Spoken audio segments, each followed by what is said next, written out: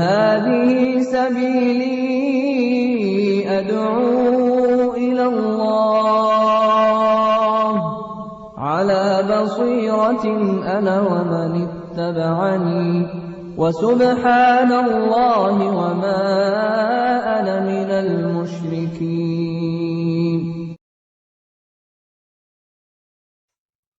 السلام عليكم ورحمة الله وبركاته. الحمد لله وكفى والصلاة والسلام على أشرف الأنبياء نبينا محمد صلى الله عليه وسلم وعلى آله وصحبه ومن اتبعهم بإحسان إلى يوم الدين. Nous rendons grâce à Allah subhanahu wa ta'ala. Nous remercions beaucoup Allah subhanahu wa ta'ala par la meilleure formule. Alhamdulillahi Rabbil Alamin. Nous demandons la paix, les grâces et les bénédictions d'Allah sur notre prophète Mohammed sallallahu alayhi wa sallam, sur sa famille, ses compagnons et sur tous ceux qui vont œuvrer ou les suivre ou emboîter leur pas jusqu'au jour où Allah subhanahu wa ta'ala va hériter le monde de son contenu. Mes chers frères et sœurs en islam, chers frères et sœurs dans la foi, honorables esclaves d'Allah subhanahu wa ta'ala, assalamu alaikum wa rahmatullahi wa barakatuh. Nous sommes toujours dans notre beau jardin qui n'est rien d'autre que la croyance islamique. Cette croyance islamique entre l'esclave d'Allah subhanahu wa ta'ala et puis Allah subhanahu wa ta'ala. Nous avons dit que c'est très important pour nous, c'est très nécessaire pour nous, voire obligatoire pour nous, car elle nous la facilite. Nous sommes en train de développer, de décortiquer, d'expliquer la formule Ahl Sunnati wal Jama'a, qui signifie simplement les gens de la Sunna et du regroupement communautaire. Nous avons déjà parlé des gens. Ahl, ça signifie les gens. La Sunna du prophète Muhammad sallallahu alayhi wa sallam, nous avons déjà parlé de ça, décortiquer cela comme cela se doit, développer cela, expliquer cela comme cela se doit. Donc pour pouvoir mieux saisir le sens de la Sunna, comprendre la Sunna, il faut retourner en arrière pour aller regarder les vidéos passées qui parlent de la Sunna. Il y a au moins 3 vidéos qui sont en train de parler de la Sunna. Donc il faut aller regarder ces vidéos-là pour avoir un peu l'explication, bien saisir un peu le sens, comprendre un peu le sens de la Sunna. Et nous avons entamé maintenant l'explication, l'interprétation, mais l'explication, mais la définition de quoi? De El Jama'a, selon la langue, dans la langue arabe, chez Allah subhanahu wa ta'ala et puis chez le prophète Muhammad sallallahu alayhi wa sallam. Et nous avons eu à dire que le prophète sallallahu alayhi wa sallam, au moment où il a prononcé le mot Jama, le mot Jama, El Jama, les compagnons étaient obligés de lui demander qu'est-ce que ça signifie, ou bien de lui demander comment feront-on pour faire partie de ce Jama, de ce seul Jama. Le message de la paix de Dieu sur lui, au moment où il était en train de dire aux compagnons, ou bien aux gens que toute ma communauté va se diviser en 73 parties. 72 parties vont goûter l'enfer et une seule partie entrera au paradis. Et la seule partie qui entrera au paradis est El Jama'a. Donc les compagnons ont poussé leur courage, ils ont eu le courage, la curiosité de demander au message de la paix de Dieu sur lui quels sont les critères, bien les caractères, ou ce que l'on doit avoir, effectivement, ou ce que l'on doit faire pour faire partie de ce seul diamant-là, qui est le regroupement communautaire qui doit entrer au paradis, qui ne va pas goûter l'enfer. Le message de la paix de Dieu sur lui, il a dit, en voulant leur répondre, il a dit, Ma ana alayhi wa ashabi. Il dit, ce sur quoi moi et mes compagnons se sont basés pour adorer Allah subhanahu wa ta'ala, pour œuvrer dans le sentier d'Allah subhanahu wa ta'ala, pour propager la religion d'Allah subhanahu wa ta'ala. C'est sur ça là seulement que vraiment, c'est ça qui signifie El Jama.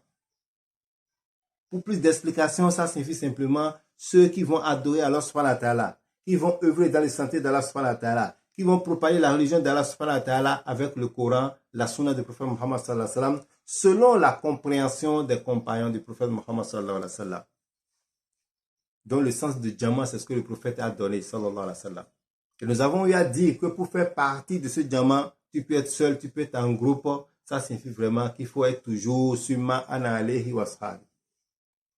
Et nous avons dit que ce Jama-là est basé sur 2 principes. La seule Jama qui va entrer au paradis est basée sur 2 principes. Le premier principe est quoi? Que ça doit avoir un imam digne de ce nom. un imam musulman digne de ce nom. Et que cet imam, s'il n'est pas vraiment un grand savant, il doit avoir un staff ou bien un groupe de savants autour de lui pour pouvoir lui apporter plus d'éclaircissement dès qu'il y aura des problèmes. Et ce seul imam, aujourd'hui, on constate déjà, ou bien les savants de l'islam nous ont dit déjà que on constate déjà le manque ou bien l'absence de l'imam. Pourquoi? Parce que s'il y avait un seul imam, dès que nous les musulmans vont avoir des problèmes dans n'importe quel pays et que vraiment on n'arrive pas à résoudre ce problème-là, on doit faire recours à ce dernier imam. On doit retourner chez lui pour que vraiment il puisse nous trouver la solution. Mais aujourd'hui, ce n'est plus le cas. Il y a déjà manque ou bien absence d'imam. Et les savants de l'islam nous ont dit, dès qu'il y a déjà absence de l'imam, on utilise le deuxième principe. Le deuxième principe de quoi? Du regroupement communautaire. Le seul groupe, la seule jama qui doit rentrer au paradis. Et le deuxième principe n'est rien d'autre que de pratiquer, d'adorer Allah subhanahu wa ta'ala, pratiquer la religion selon le Coran, la Sunna, selon la compréhension de nos purs prédécesseurs. J'insiste toujours selon la compréhension de nos purs prédécesseurs pour ne pas se perdre, pour ne pas faire venir des innovations dans la religion. Non.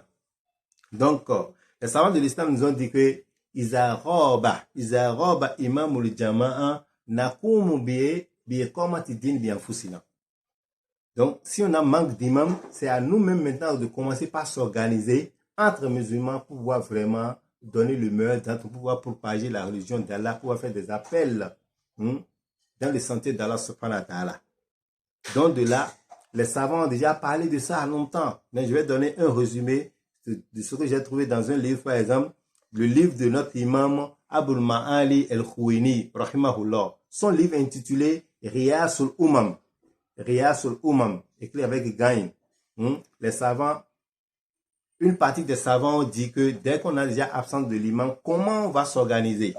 Ils ont dit, Iza shagara az-zamanu al-imamin wa khola an sultanin zi najdatin wa kifayatin wa dirayatin fal umuru muwakkalatun ila al-ulama wa haqqun ala al-khalaiqi ala ikhtilafi tabaqatihim an yarji'u ila ulamaihim fa iza unsira jam'uhum ala wahidin istabadda ahlul kullu saq'in wa nahiyatin kullu saq'in wa nahiyatin bittiba'i alimihim wa iza kasara al-ulama'u fi nahiya fal muttaba'u a'lamuhum. Donc ici nous sommes fait comprendre que si le temps est vacant, le temps devient vacant pour un imam et qu'il est dépourvu d'une autorité de secours, de suffisance et de connaissance, alors les affaires seront confiées aux savants de l'islam. Et il est du devoir de toute la créature, c'est-à-dire les musulmans, quel que soit leur rang ou bien leur classe sociale, de se référer à leurs savants. S'il est difficile de les unir en un seul, le peuple de chaque région, mais chaque pays, mais chaque groupe seront tyrannisés en suivant leurs érudits, c'est-à-dire leurs savants.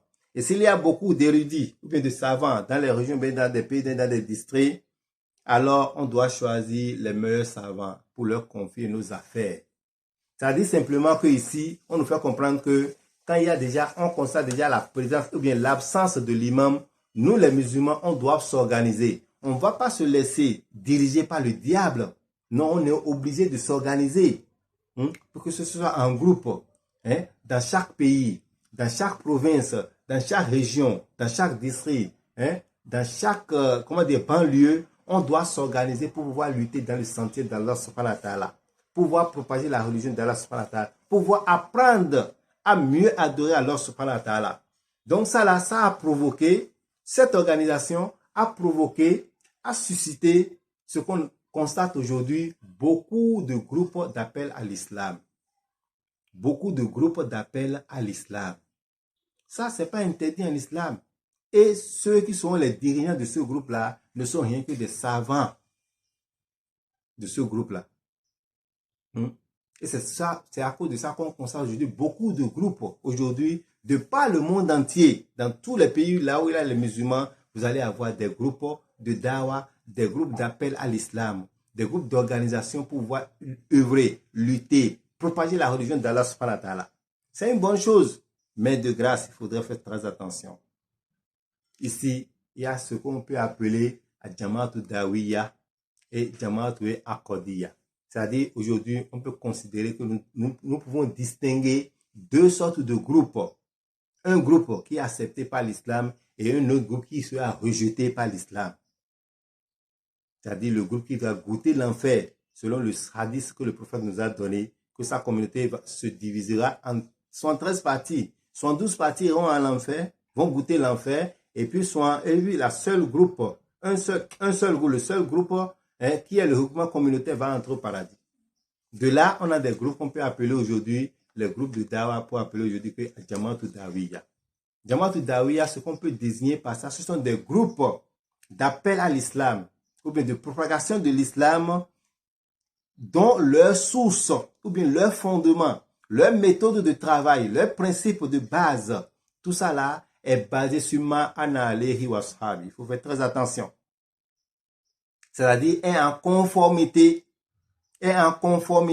ou bien correspond, ou bien c'est-à-dire qu'il travaille avec le Coran, la Sunna, selon la compréhension de nos purs prédécesseurs orthodoxes bien guidés.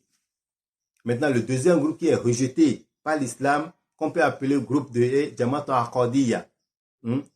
Parce que ici, surtout, on insiste beaucoup sur quoi? Sur la croyance islamique.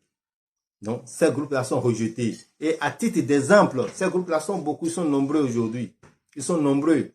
Mais les gens, à titre d'exemple aujourd'hui, les savants de l'islam nous donnent certains noms et certaines caractéristiques de ces groupes-là pour que vraiment pour les reconnaître, pour ne pas tomber dans des erreurs d'innovation comme eux aussi. Nous pouvons citer dans ces groupes-là les Khawarij, les Qadriya, c'est pas les Qadriya d'aujourd'hui, hein. Il y a les Khawarij, et puis il y a quoi? Les Qadriya, il y a aussi les Mouroudiens, les Jahmiya, et puis les Rafidah. Ces groupes-là, il y a des preuves, l'établissement des preuves ont été déjà faites sur eux. Parmi beaucoup de savants, il n'y a pas de divergence entre les savants que vraiment ils ont dévié. Et ils sont exclus de la sunna du prophète Mohammed sallallahu alayhi wa sallam. Donc aujourd'hui, nous devons faire très attention pour ne pas ressembler à ces groupes-là qui sont déjà exclus de la sunna. Selon l'unanimité des savants. Vous allez voir peut-être pas mal de savants qui ont établi des preuves sur eux. Ce n'est pas un seul savant. Si vous allez lire les livres concernant ces groupes, vous allez voir peut-être 100 savants, peut-être 200 savants, peut-être 300 savants des fois, qui disent la même chose. Il n'y a pas de divergence, il n'y a pas de divergence. Il n'y a pas de mésentente entre eux pour dire que vraiment ces groupes-là ne sont pas écartés de la sunna du prophète Mohammed sallallahu alayhi wa sallam. Donc nous devons faire très attention. Les groupes de dawa que nous avons aujourd'hui, les groupes d'appel à l'islam que nous avons aujourd'hui, des groupes d'enseignement de l'islam pour enseigner la religion islamique que nous avons aujourd'hui, on doit faire très attention. Et surtout, on doit laisser la parole à nos savants, les savants qui sont dans ce groupe-là, pour nous diriger, pour nous apporter la lumière, la bonne lumière, des éclaircissements, pour ne pas tomber dans quoi? Dans l'innovation. Ou bien pour nous aider à corriger les erreurs qui sont dans nos groupes. Alhamdulillah, mes chers frères et sœurs en islam, chers frères et sœurs dans la foi, honorable esclave d'Allah subhanahu wa ta'ala. Ici, nous allons essayer de noter quelque chose où vraiment certains savants de l'islam aujourd'hui veulent amener cela pour nous mettre dans des confusions. Ils vont nous dire aujourd'hui, non, les groupes d'organisation que vous avez créés aujourd'hui, il n'y a pas quelque chose qu'on appelle diamant. Parce que le prophète dit dans un hadith là-bas que vraiment celui qui a laissé diamant, on doit verser son sang par terre. La ilaha illallah Muhammad Rasulullah sallallahu alayhi wa sallam. Il s'appuie sur quel hadith? Il dit souvent que le prophète a dit La yahillu dammu muri'in muslimin illa bi ihda salas. As-sayyibu zani wa nafsu bi nafsi wa tariku li dinihi al-mufariqu lil jama'a. Muttafaqun alayhi.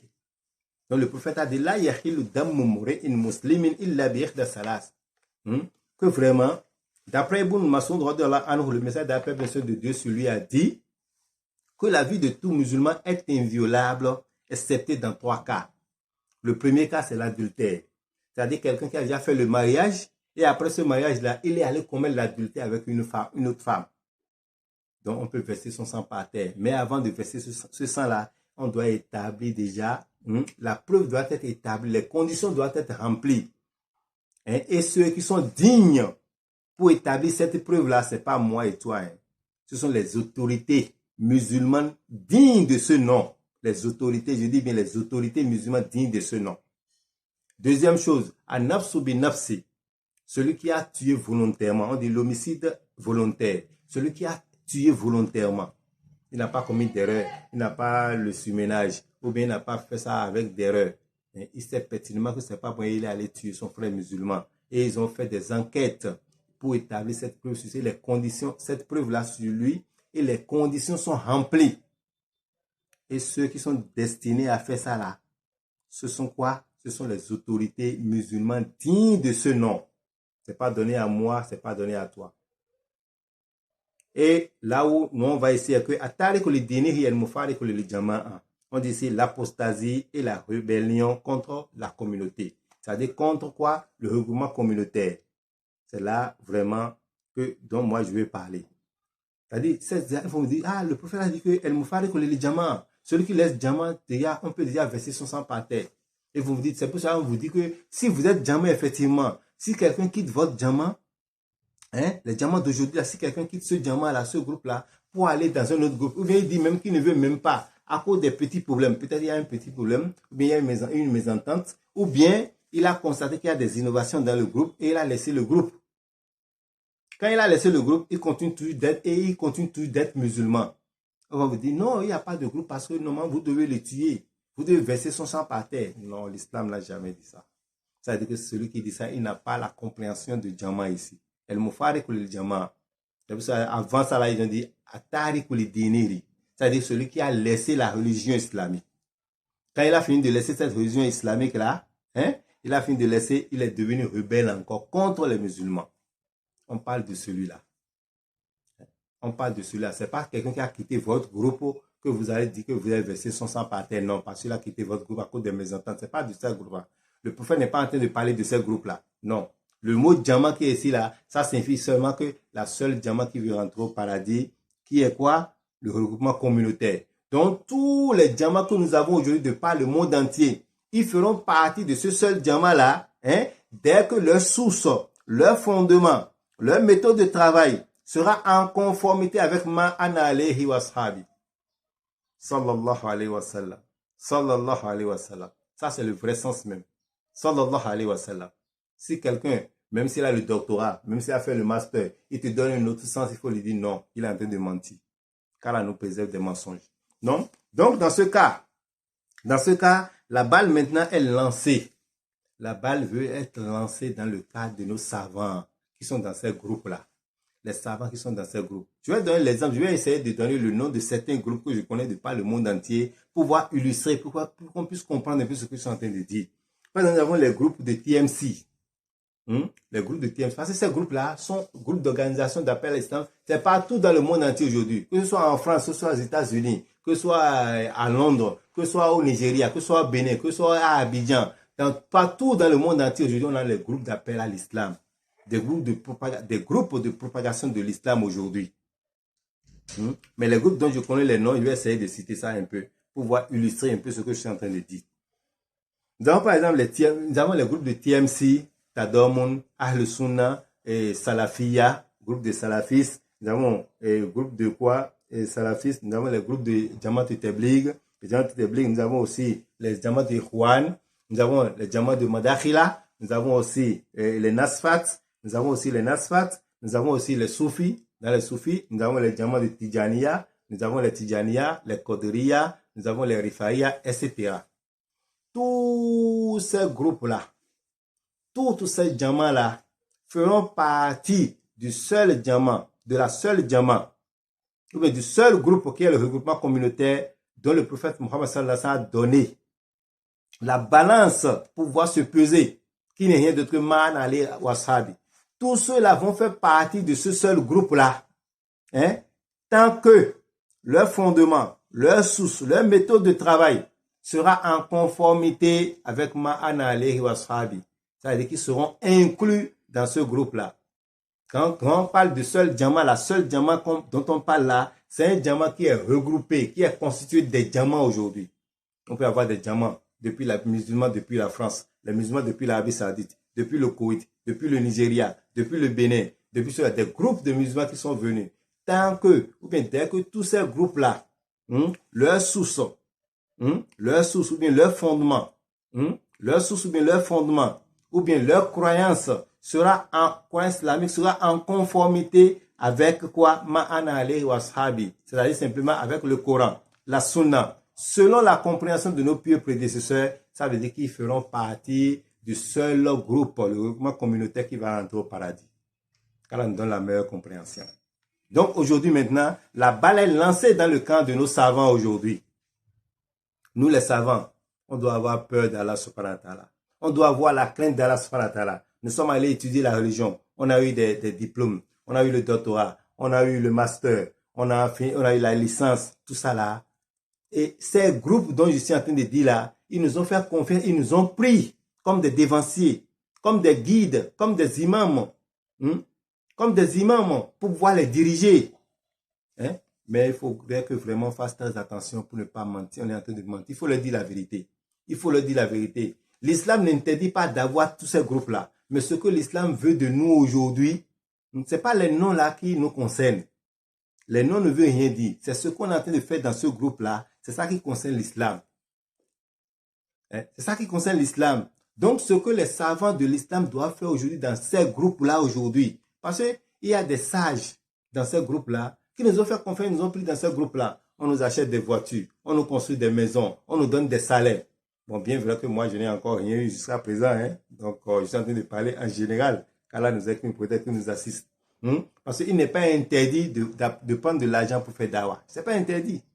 Si tu as quelqu'un qui veut te supporter, qui veut t'aider avec de l'argent pour que tu puisses continuer dans ton dawa là, ou bien dans ton appel à l'islam, ou bien dans le fait que tu enseignes les gens la religion, cela n'est pas interdit en islam. Mais il faut dire la vérité aux gens. Il ne faut pas à cause de l'argent, à cause des biens éphémères, ne pas dire la vérité aux gens. Donc, aujourd'hui, Allah subhanahu wa ta'ala nous a dit dans le Coran, Atamuruna an-nasa bil birri wa tansawna anfusakum wa antum tatluna al-kitaba afala ta'qilun. Il dit, commanderez-vous le bien. Commanderez-vous le bien aux gens de faire du bien. Et vous oubliez vous-même de le faire alors que vous récitez le Coran. Êtes-vous dépourvu de raison? On constate aujourd'hui que beaucoup de personnes qui sont allées étudier l'islam, qui sont dans ces groupes-là, ne veulent pas dire la vérité. Ne veulent pas dire la vérité à nos vieux, à nos papas, à nos frères qui ne sont pas allés étudier la religion à cause de ce qu'on est en train de nous donner, à cause de ce qu'on est en train de vous donner. Il faut dire la vérité pour pouvoir le mettre sur la bonne voie. Il ne faut pas mentir. Il faut avoir la crainte d'Allah subhanahu wa ta'ala. Maintenant, si le travail n'est pas fait à leur niveau, parce qu'il y a des gens qui nous attaquent, il y a des gens qui nous attaquent, qui nous insultent, qui disent que vraiment on a des innovations dans ces groupes-là. Il y a des innovations dans ces groupes-là. Il y a des innovations dedans. Il y a du mensonge dedans qu'on doit enlever, qui ne va pas avec la sunna du prophète Mohammed sallallahu alayhi wa sallam qu'on doit enlever. Bien vrai que ceux qui sont en train de nous attaquer, la majorité de ceux-là, vraiment, ils font ça d'une manière mal polie, ce qui n'est pas demandé en islam. Ils vont mépriser leurs frères, ils vont insulter leurs frères, ils vont dénigrer leurs frères musulmans. Ça ne fait pas partie de la dawa du prophète Mohammed sallallahu alayhi wa sallam. Ça ne fait pas partie de la dawa de Ma'ana alayhi wa ashabi. Il faut retourner derrière, il faut hanganer, retourner derrière, il faut aller lire les livres qui parlent de quoi? Usul dawa, Coran de dawa, Manhaj dawa. Il faut aller lire ces livres-là pour pouvoir maîtriser, pour pouvoir savoir. Non, dans le dawa, ce n'est pas la force. Aujourd'hui, ce n'est pas la force pour régler ces problèmes, ce n'est pas avec la force. Parce que tous ces systèmes-là, ce sont des systèmes mal polis, des systèmes d'impolitesse qui n'ont même pas de relation avec la sunna du prophète Mohammed sallallahu alayhi wa sallam. Moi, ils disent toujours que ce sont des flèches que le diable a pris pour nous flécher correctement. Nous qui sommes allés étudier l'islam aujourd'hui, qui disent que nous sommes les gens nous sommes des salafistes, nous sommes des al-sunnah wal jamaa, nous sommes ceux-là, et on est en train de propager la religion d'une manière vraiment impolie, d'une manière qui ne cadre même pas avec la sunna du prophète Mohammed sallallahu alayhi wa sallam.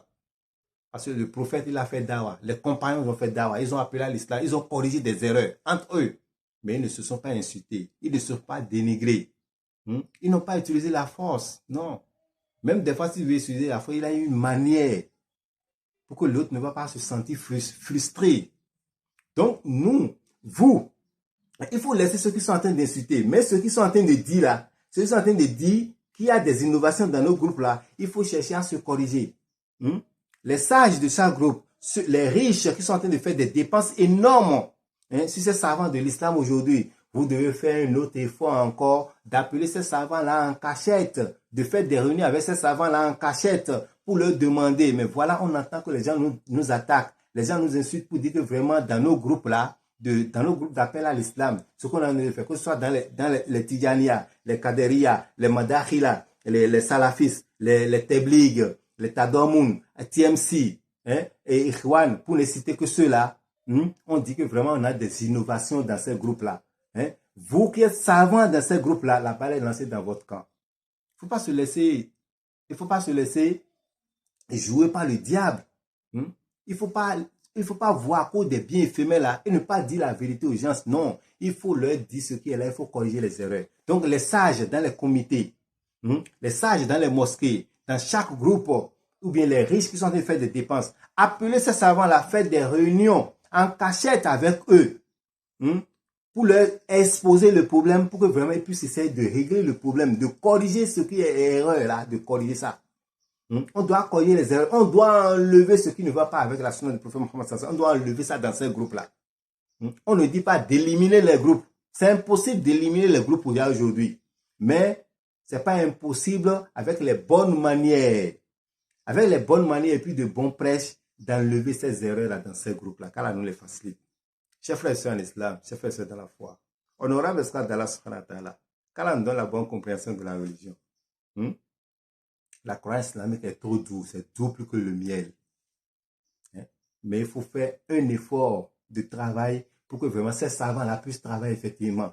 Il faut leur dire, ceux qui nous attaquent là, il faut laisser leur manière, leur système impoli, il faut laisser ça. Mais ceux qui sont en train de dire, il faut prendre ça en considération et voir effectivement si ça existe. Ça existe dans nos groupes.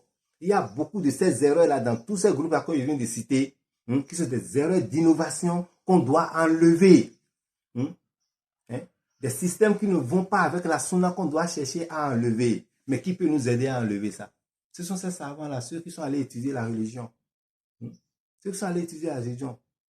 Mais vous qui êtes sages dans les groupes, vous qui êtes des riches dans les groupes, vous qui êtes des présidents des comités, les Baba Adini, les Igba Adini, ou bien tout ça que je ne connais pas les noms là, il faut faire l'effort d'appeler ces savants, ces imams qui sont parmi vous, ceux qui sont partis étudier pour vous donner la vraie lumière, pour vous éclaircir, et pour amener des corrections à ce niveau-là. Il faut accepter les corrections là, il faut les accepter.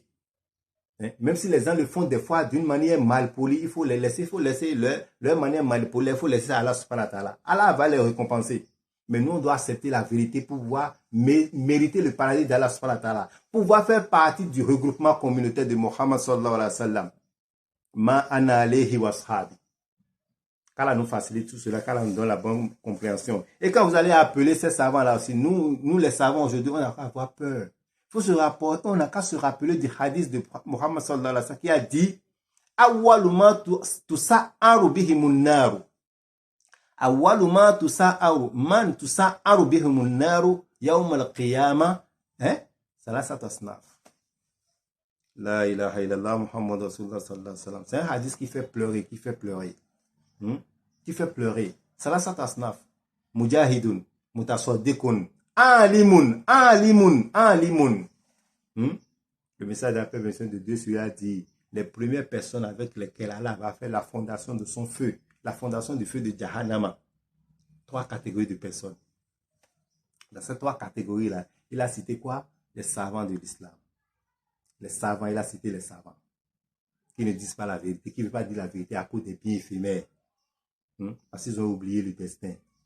Que c'est déjà écrit par Allah subhanahu wa ta'ala. À cause des biens éphémères, il faut dire la vérité. Le prophète a dit que le musulman ne doit pas mentir. Aujourd'hui, on voit de grands savants de l'islam qui sont en train de mentir à cause de ce qu'ils veulent manger. Qu'Allah nous en préserve, qu'Allah nous pardonne, qu'Allah nous aide beaucoup et qu'Allah nous donne la meilleure compréhension. D'accord. Alhamdulillah, simplement actuellement, on va savoir déjà, on sait déjà qu'est-ce qu'on appelle Ahlus Sunnati wal Jama'a. Man hum Ahlus Sunnati wal Jama'a. Qui sont ceux qu'on appelle Ahlus Sunnati wal Jama'a? Hum ashabu Rasulillahi sallallahu alayhi wa sallam wa man ittabi'ahum bi ihsan ila yawmiddin. Ce sont les compagnons du prophète Mohammed sallallahu alayhi wa sallam et tous ceux qui auront fidèlement suivi leur tasse jusqu'au jour de la résurrection.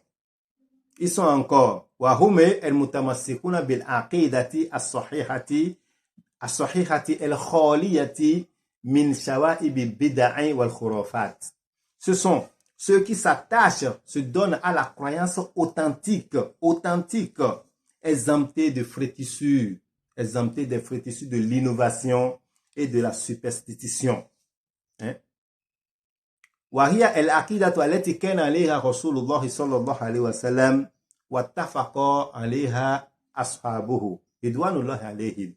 Et encore, c'est-à-dire encore que c'est la croyance qui fut celle du messager de la paix de Dieu sur lui, sallallahu alayhi wa sallam, et de tous les compagnons du prophète Muhammad sallallahu alayhi wa sallam, que Dieu soit satisfait de tous. Donc c'est ceux-là qu'on appelle Ahl-Sunnati wal Jama'a. Donc vous faites partie de Ahl-Sunnati wal Jama'a en tant que musulman. Tous les musulmans doivent chercher à faire partie de Ahl-Sunnati wal Jama'a. Qu'est-ce que je veux faire comprendre cela? Cela signifie quoi? La formule Ahl-Sunnati wal Jama'a, c'est bien vrai que ce n'est pas venu du message de la paix de Dieu sur lui directement comme ça. Ce n'est pas venu ensemble comme ça du message de la paix de Dieu sur lui. Mais cette formule-là, le prophète nous a appelé, il nous a demandé d'être sunnites, de faire partie de la sunna, de pratiquer la sunna. Il nous a dit de faire partie du groupe de regroupement communautaire, d'être Jama'a. C'est de là que Ibn Abbas, anhu, au moment où il est allé partir pour établir les preuves sur les Khawarij, quand il était rentré chez les Khawarij, on lui a demandé man anta, ou man hum, antum. Qui êtes-vous? Vous êtes qui? Il a été obligé de dire quoi? Nahnu Ahl-Sunnati wal Jama'a. Donc, c'est de la bouche de Ibn Abbas, anhu, que cette formule est sortie une première fois, selon ce que beaucoup de savants de l'islam ont dit. Que c'est Ibn Abbas qui a fait sortir cette formule une première fois, que nous sommes de quoi? Les gens de la sunna et du regroupement communautaire. Manhum Ahl-Sunnati wal Jama'a. Et c'est ce regroupement communautaire qu'on appelle encore El Frikotun Najiya, le groupe sauvé. Le groupe quoi? Qui est sauvé. On les appelle encore At-Ta'ifatul Mansoura, le groupe qui est victorieux, le groupe victorieux. Donc de là, il faudrait que vraiment, et c'est ça on va dire des fois encore, que ceux qui suivent le manhaj Ahl-Sunnati wal Jama'a, manhaj Ahl-Sunnati ou bien manhaj Salafiyya. Je ne dis pas le groupe des salafistes, non. Ceux qui suivent manhaj Salafiyya. Manhaj Salafiyya est différent du groupe de Salafiyya. Là, c'est deux choses qui sont différentes. Donc ici, quand toi musulman, quand on dit que tu es Ahl-Sunnah wal Jama'a, il faut être content d'être parmi les Ahl-Sunnati wal Jama'a. Ça signifie simplement que celui qui adore Allah subhanahu wa ta'ala et qui n'associe rien à Allah subhanahu wa ta'ala, il adore Allah subhanahu wa ta'ala avec le Coran, la Sunna, selon la compréhension de nos plus prédécesseurs orthodoxes bien guidés. Alhamdulillah. Donc, la prochaine fois maintenant, on va essayer de décortiquer, d'expliquer, de faire comprendre les fondements que l'on va laisser au complet pour ne pas faire partie de quoi? De Ahl-Sunnati wal Jama'a. Pour ne pas faire partie pour être exclu de la Sunna. Pour que quelqu'un soit exclu de la Sunna ou bien un groupe soit exclu de la Sunna, quelles sont les erreurs dans lesquelles la personne va tomber? Les erreurs dans lesquelles la personne va tomber, quelles sont les sources que la personne va laisser? Et après avoir établi les preuves sur cette personne-là, on dira que cette personne ne fait pas partie de Ahl-Sunnah wal Jama'a, ou bien ce groupe-là ne fait pas partie de Ahl-Sunnati wal Jama'a. On va essayer d'expliquer un peu les sources-là que l'on va abandonner ou bien va laisser complètement pour ne plus faire partie de Ahl-Sunnati wal Jama'a. Car elle nous donne la bonne compréhension et car elle nous facilite vraiment l'avenir, qui nous donne un avenir meilleur et qui nous facilite vraiment la bonne compréhension de l'islam et la pratique aussi de l'islam, l'adoration de l'islam comme cela se doit. Wassalamu alaikum wa rahmatullahi wa barakatuh.